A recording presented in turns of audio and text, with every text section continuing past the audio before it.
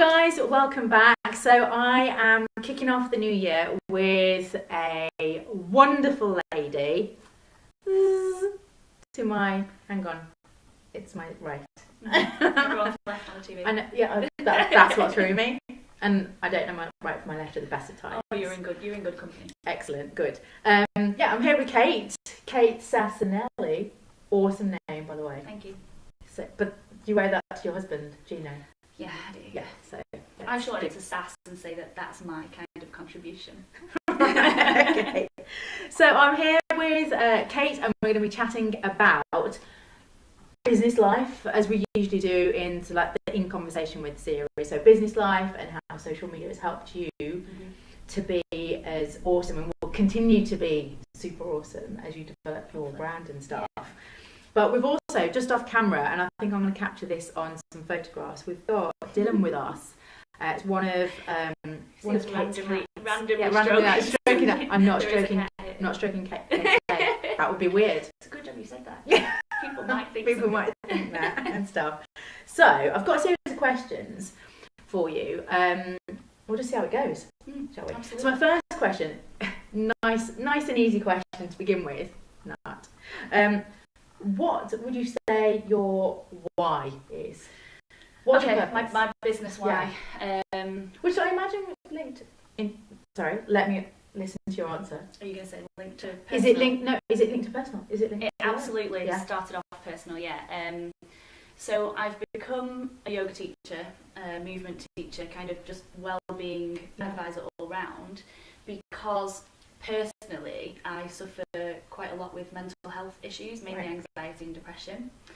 And I say I suffer because I'm not currently having a bout of any kind of anxiety or depression, but I know that as someone who has dealt with it in the past, that it can crop up at any point. So I just know how to manage it now better. Right. And for me personally, I've managed it the best through yoga. So that's what kind of led me into making it a feature of my life and getting into yoga and kind of just going to classes myself. Yeah. And I fell in love with it. Absolutely fell in love. Started to notice differences. Obviously more initially about me physically. Yeah. But then creeping in mentally and emotionally. And it has pretty much changed my life. What sort of change did you see? Or feel?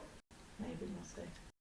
I don't get stressed. I do get stressed, but about normal things now, rather than. So what did you used to get stressed with before you started yoga? It could be anything. It could be anything work related, like something tiny that is just out of my control, and I couldn't understand that it's out of my control. Right. Okay. And really, there's nothing I can do about it. Yeah. But I'd get stressed about it. To things like going out for dinner at night with friends. As soon as it went dark, I'd be like, I can't go out and eat, no chance. So sort of my worst times, I wouldn't be able to leave the house after dark. Right. And yoga's helped me manage that. Right. And kind of there are still the odd occasions. I mean, I had 2 new classes this week at a studio in Slough, and I woke up Tuesday morning just feeling shocking, but I knew straight away what it was. Right, and how it was. And instead of me thinking, I'm stressed, I'm anxious, I feel horrendous, it was, I know I'm excited, I clearly feel like this because I care, and I could totally switch it around and switch off but I don't feel too great. That is insane, that's brilliant. So it's changed my life completely within the last sort of 5 years. Yeah. So much so that I wanted to share that with other people, so that other people could adapt it and help it change their lives as well. Hence, I became a yoga teacher. Just like that and stuff. So obviously, not obviously, but most people might not know, you were balancing the development of SAS yoga and wellbeing, as it's called, isn't it? Alongside your kind of daytime job, I suppose. Yes. But that's changed recently, hasn't it? Flipped as of January 1st this year. So I have massively reduced my corporate job hours from full time down to less hours than what I'm putting into my yoga business. Yeah.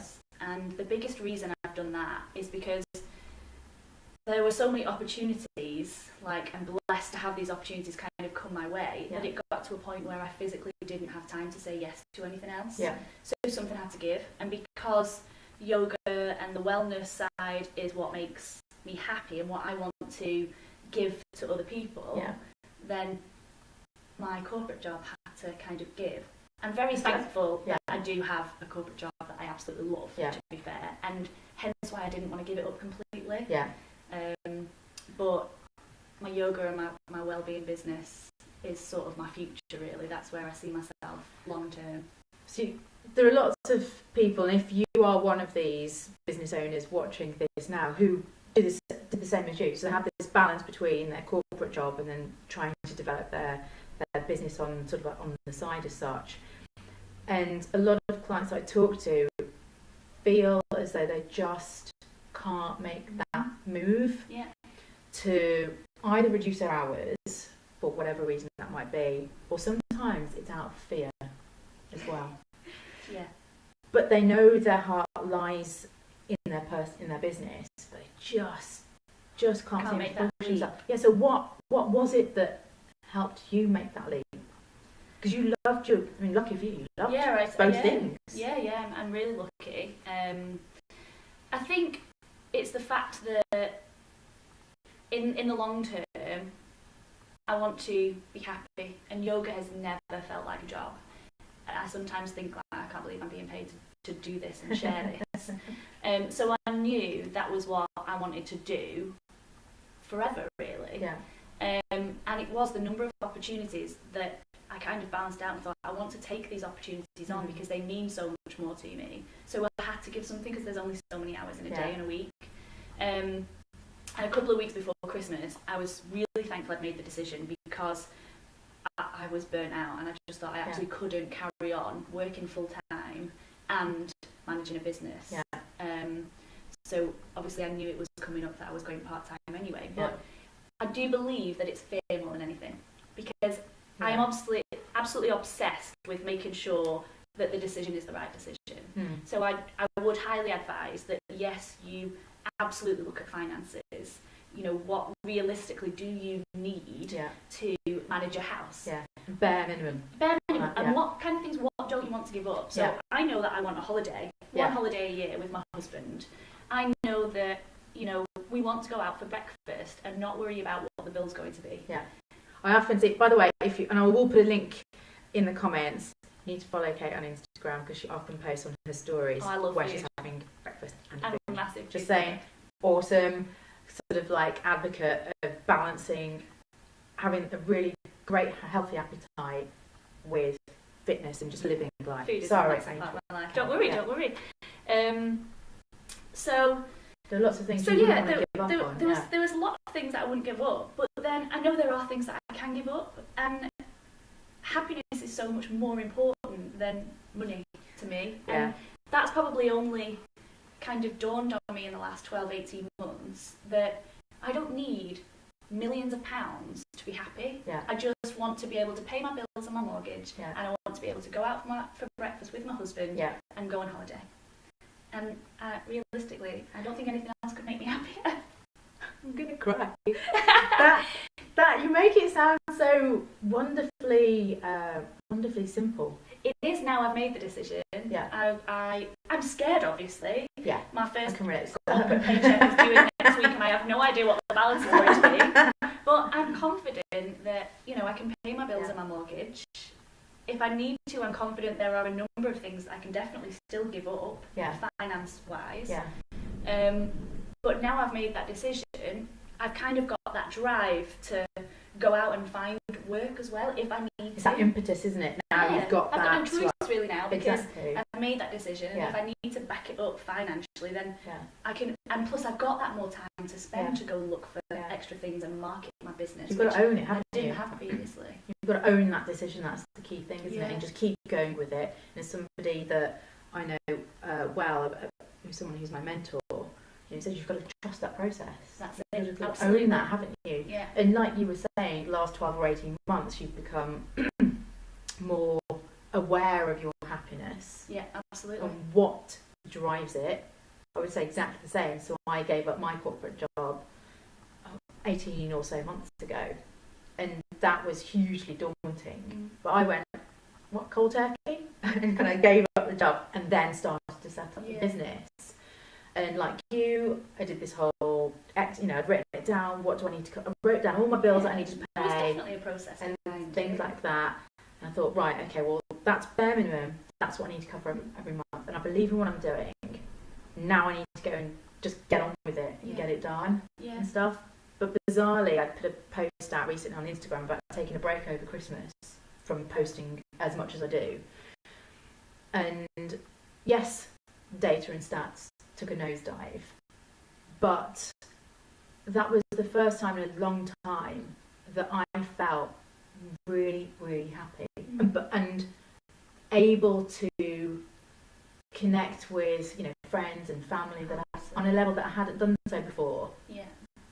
But I had friends and family telling me that I seemed happier. Do you have, now that you've sort of like got this balance in your life the right way around, are people telling you, loved ones, friends, family, can they see a change in you, sense of change in you? Massively. Yeah. Especially in winter. Yeah. Winter used to be a really awful time, just for me, sort of mentally, and I used to kind of just go to work, come home and do nothing really. And say longer sort of like evenings, dark nights, so... Yeah, so it was, but particularly the last 2 winters and the last 2 Christmases, I've been absolutely what I would class as normal. I've not even thought about the dark mornings or the dark nights, or I've not the cold weather. It's not even bothered me. There'd be a time where if I'd be leaving the house in the evening in winter to go and teach, there would be a level of, I don't really want to do this. Right.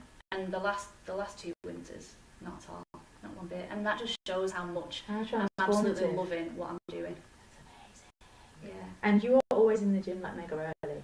I am. Yeah. So I do have a Lumi light that gets me out of bed in the morning though. Without that, I definitely couldn't get out of bed. Ooh. No chance. I'm going to go and check out this Lumi light. I've heard lots of good things about it. I'll show you how it works. Awesome. I'll put that on my Instagram. Definitely. In terms of the industry that you've sort of set up your business in, there were lots of, as there would be in every sort of like walk of life, lots of competition.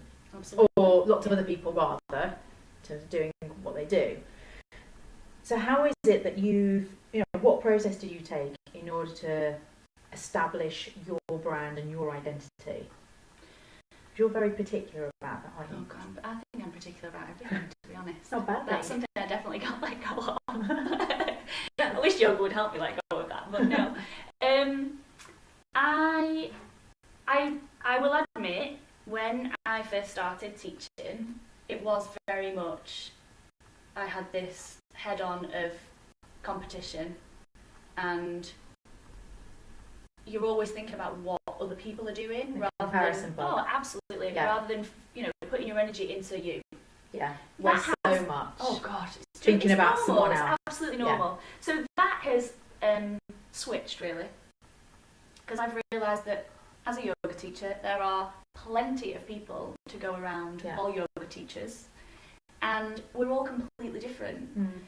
I always say to my students when they first come to me, I'm like, look, I might not be your yoga teacher. I said it's great to, it's great to have you in class, and I love the fact that I'm introducing you to this. But go out, find other teachers, try other teachers, date other teachers. Because what I believe makes you fall in love with yoga, and therefore gain all the benefits from it, is the teacher.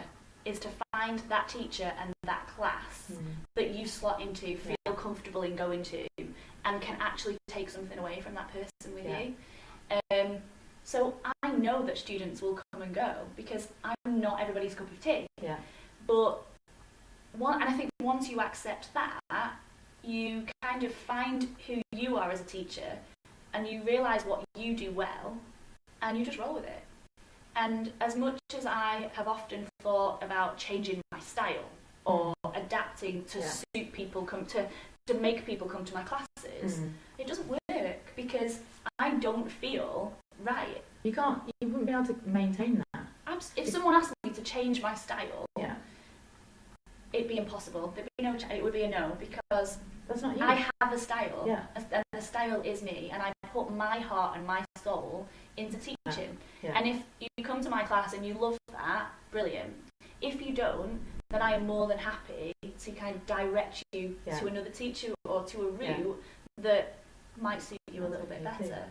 I can completely relate to that in terms of where I do my boot camp.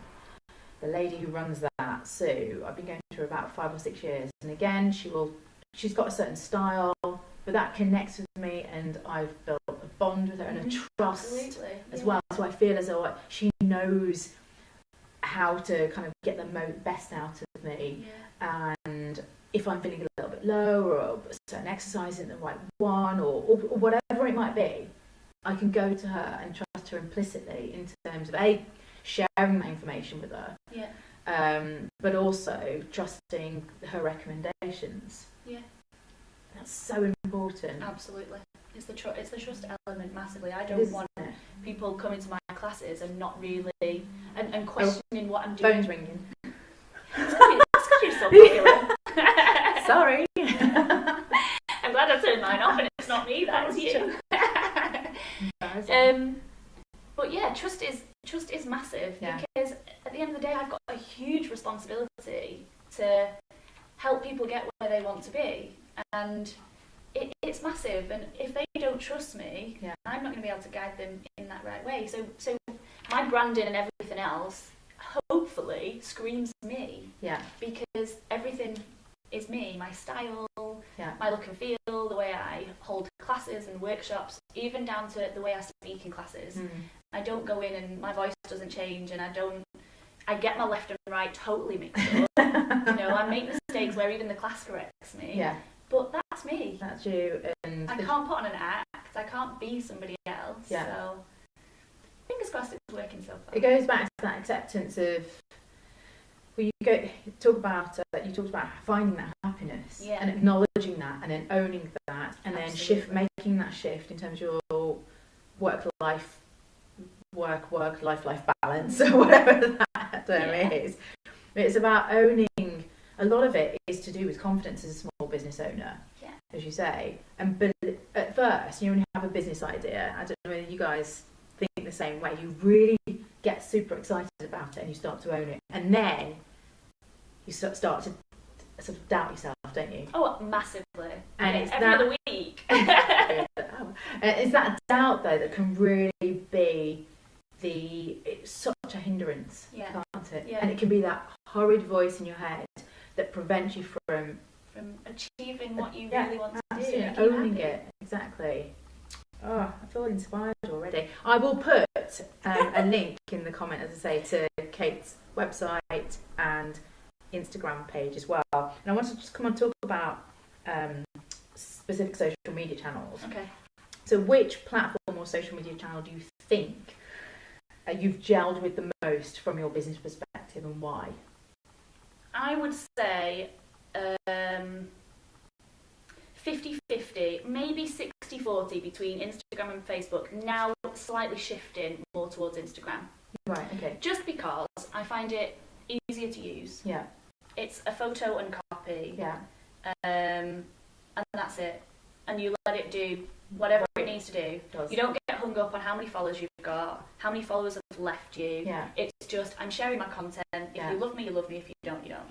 So that's quite a brave statement that you've just made, actually, in terms of you're not bothered about who follows you or who unfollows you. Because again, I think fickle for Instagram. It is massively fickle, and you will always. That's one of the key things that I have clients ask me about. How do I stop that? How do I stop people unfollowing me? Well, you can't. And if, as we would have both experienced, and you've probably experienced it the same, you'll have people that suddenly just follow you, and then a few days later they'll unfollow you. But they would never.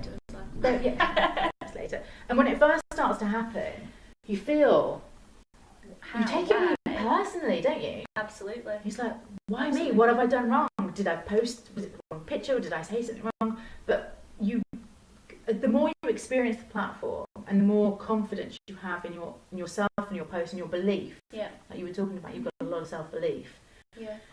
It becomes something that you can then have a frame of mind that you just said. some people will follow me, other people won't. And I also look at the number of followers, and I think I only need so many followers. I'd rather have quality over quantity. Absolutely. Because 800 people can't come to my class. Yeah. But if 8 of those people come to my class, I'm a winner. And then tell other people, their friends about Absolutely. it, and then keep coming back to your classes and what have you. That's the key thing. So it is, see, it's not just me that's saying it's quality over quantity. Kate says it too, and if Kate says it, then it's totally real. It's gospel. It's totally gospel, people. I thought you were going to say Instagram. Yeah, I also love photography as well. I have got a little bit of a passion for photography, so I do enjoy that. Facebook, I think the one perk about Facebook is being able to add more content and being able to separate sort of posts and events, etc., etc. Yeah. I do like that, but Instagram is changing quite quickly, and there are new features all the time. So at the moment, that's kind of just edging it. Absolutely. But you're taking full advantage of their most popular feature, which is stories. Finally, yeah. As well. Never used to, but... So what made you start using stories then? And use it as much as you do? Well, initially it was a chat with yourself, just about what a story's all about and why. But it's getting more into... It's a habit with stories, to be honest. And it's being able to remember, if you see something, capture it now. Yeah. You know, if it's something that you want to say out loud, put it on your story. If it's something that would benefit your audience, put it on your story. I think it also comes back to the fact that you need to have a plan for what it is that you're saying on your feed. Yes, yeah. So I try and post one post a day out on my feed. Yeah. And then my story, to me, is more a bit about me and my life and my Behind day-to-day, what my exact thing. Yeah. Where my posts are very much about a subject or something. That's what I say all the time. Use stories as that little, come on a journey with me. More casual, behind the scenes. So as I've been prepping for this film session, so I took a few pictures, as you said, of the lights and the prep. I took a picture of you, Dylan, as well, and they'll all go up on my stories because it doesn't have a place on my feed as such. It would feel out of kilter. Yeah, I'm trying to look for my tissue. My nose is running because it's really cold outside. I'll find it. Sorry, yes, I was saying in terms of that content would fit so much better on Instagram stories than it does within the feed. Yeah, absolutely. It's just getting into a habit and getting used to it, really. It's playing around. It's always playing around with things and having that overall plan for what it is that you want to say, why you want to say it, and how do you want the end user, viewer, reader to feel about your brand, your business, you. And a lot of us as small business owners, we are the face of our businesses as well. Absolutely. But so many business owners are afraid to push that to the forefront in their content. And when I have that conversation with them and I'm able to push them out of that comfort zone, they start to see results because of the fact they're starting to own the fact that they are their best asset, their best feature of their business. Yeah, absolutely. I was going to talk about, you touched on photography as well being a passion for yours. And Kate's house is, from what I've seen here, gorgeous, but obviously I've stalked her on Instagram, so I know the rest of her house is equally stunning. I do like having a stalker, it's quite nice. I'd like a few more, actually.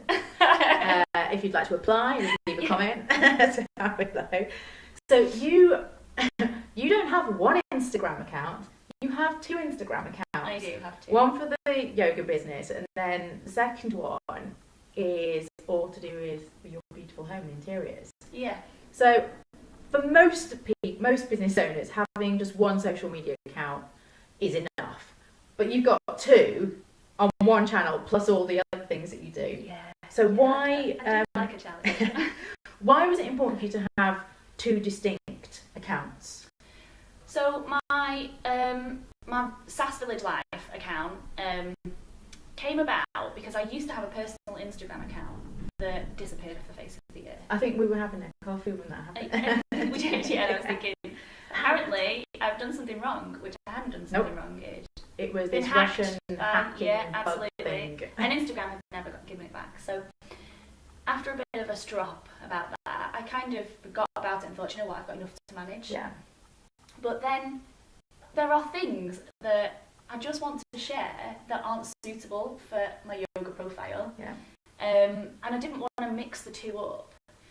And another passion of mine is interiors. You can ask any of our friends who have seen our 4 house moves, that been along for the ride for those 4 house moves, that I love houses. Yeah. A couple of the houses we've purchased have been complete projects, like from stripping everything bare and completely starting from scratch. Yeah. But this is our first period property. It is gorgeous. And I set up that profile not just for my passion for interiors, but my passion for where I live. I absolutely love living in a village. Yeah. So it is eventually going to have a lot more things about village life, sort of walks, going out, things that go on in the places village. To eat in the village. Oh, absolutely, absolutely. Yeah, I've got a couple of followers actually of places in the village that regularly get a shout out from me. So it's a wider profile, and I'm a massive cat crazy lover. I just love my baby so much. Still so down here. I thought they would play a part on that as well, really. Cats of Instagram. Cats of it's Instagram, a hashtag. Massive hashtag. Massive hashtag. Yeah, massive. So yeah, cats, interiors, home, life in a village, really. Yeah, has that space, and I like the fact that you were brave enough to make that distinction and say, right, well, that's not part of my yoga business. Yeah, no, completely values, separate. Life. Completely separate. I love that the fact that you've got so much clarity over that, the brand, the business direction. There's a thread, there's a theme that runs through everything that you're saying as you as a person, as a business owner. But again, clients will come to me and they feel that as though they need to put everything onto their feed, their Instagram feed, and it becomes very overwhelming, and the messages are mixed, and then they see this disconnect between themselves and their followers. Things start to dwindle, and then they go, well, why is this happening? And a lot of it is around it goes back to knowing your brand, the values, what it is that you want to develop, but importantly, what you want consumers and potential clients and customers to get from you. Yeah, I think it's another side of me, and because my yoga business is me, and I didn't want to bring all of this other stuff into that business. Yeah. My SAS Village Life is certainly not a business. Yeah. It's me. And if people follow both profiles, then they get to see another side of me, which hopefully will feed into why my yoga and well-being is the way it is. Yeah. I was going to ask as well, in terms of features, obviously you have explored stories a lot recently on Instagram, but which social media features do you want to test out more in 2019? I really want to get to grips with Instagram television, IGTV. Yeah. I think it's going to be a vital part of my business moving forward, because I want to do a lot more live, not necessarily live, but a lot more videos. Long form videos. Yeah. So actually taking people through routines and demonstrating and being able to sit and talk through one particular pose. So for me, that's where I really want to look. I know I have a growing international following, a number of people who have approached me to teach classes or private one-to-ones via Skype and FaceTime and all sorts, which is really absolutely exciting for me. And I'm hoping that somehow IGTV might help out in that kind of area. Give you that greater reach. Yeah. I just need to get my head around it and do a little bit more research first. It seems a bit scary at the minute, but I think all sort of, social media as a whole can be scary unless you start to work through that and do the research, and then it becomes as you use it, it becomes more and more familiar. Yeah, but I think that would be the same process with IGTV. Definitely, as I said that on my trends predictions for this year. IGTV definitely is in that top 5. It is going places. It's still in its infancy as well, Absolutely, which means that as small business owners, it is perfect to start testing that space now before it all gets and try and too own scary. it before it gets cluttered and they potentially start to add in the algorithm to that side of the business absolutely. as well. So whilst you can try to take advantage, as Kate is going to do as well, but the fact that you can film up to 60 minutes worth of perfect yoga stuff, absolutely, it's awesome. People are probably best be warned. Me rambling for 60 minutes. We had that chat before we started filming. I went through lots of the questions, and Kate did let me know that she has a propensity to chat a lot. But we're already at half an hour. Oh Lord!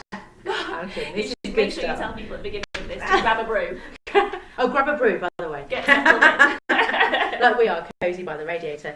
So my final question to you really is, what advice would you give to a new business owner or someone looking to get more from their social media in order to sort of like really sort of ramp things up for their business? Yeah. Where should they start? With you, probably. It's because you're the local person. To me, you're the main person. We don't live too far from each other. Next village along. But it's about time and invest. It's about investing time and potentially money into learning, because it's, for me, social media over the last 18 months is one of the major things that has helped me grow my business to a point where I can focus more on it and not have a corporate job. Without social media, I definitely would not be where I am now. And it is about having to think about what you want to use it for, and then finding that person, or whoever it is or however it is, to learn more about it. It's literally just investing time and energy and money, because it's a huge benefit. I think in terms of that investment as well, a lot of small business owners might be put off by sort of like, I suppose, having to front up that investment to begin with, right in the infancy, early stage of their business. But as you just described, the payoff that you get. I definitely couldn't be where I am without social media. It's insane. Yeah, it's a bit mad. It's a bit mad. What I don't like at the moment is I get that weekly report on my phone of how much time I spend on my phone. Oh, right, yeah. And Why I know would you do that? 6-7 hours a day is spent on social media, so... Yeah, turn that feature off. I need to turn that feature off big time. That's a whole other subject matter in terms of you controlling social media rather than it trying to control you. Oh, absolutely. I definitely need a lesson in that from you sometimes. We'll reconvene and have another video, I think. But for now, that is it. Thank you so much. Thank you. Lots of awesome information for you guys to take away and apply. And as I say, I will pop Kate's details down below as well. Wonderful. So I highly encourage you to go and follow Kate on both of her Instagram profiles and here on Facebook as well. But for now, thank you so much. Thank you. And Dylan has been super unbelievably well behaved. I'm Exactly. absolutely gobsmacked. He's not moved an inch, which is good. Excellent. Thank you so much. I will be back with another guest I might in conversation with series very soon. See you later.